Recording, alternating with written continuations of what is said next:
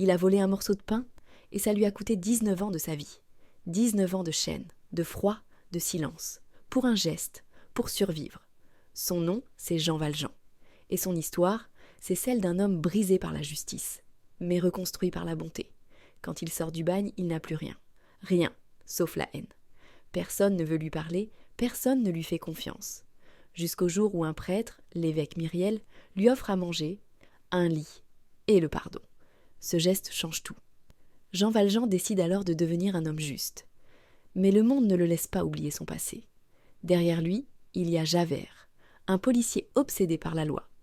Pour lui, un homme reste un criminel toute sa vie. C'est la loi contre la foi, la vengeance contre le pardon.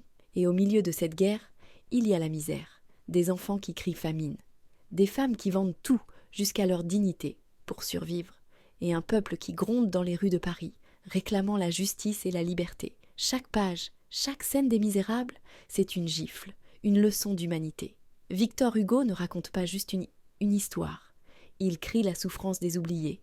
Et à la fin, malgré la douleur, malgré la mort, il reste une lumière, celle du pardon, celle de l'amour, celle d'un homme qui a réussi à devenir meilleur que son passé. Si cette histoire t'a touché, abonne-toi, parce qu'ici, on ne lit pas juste des livres, on réveille ce qu'ils ont à dire. Et dis-moi en commentaire, quel autre classique tu veux que je transforme en 2 minutes ?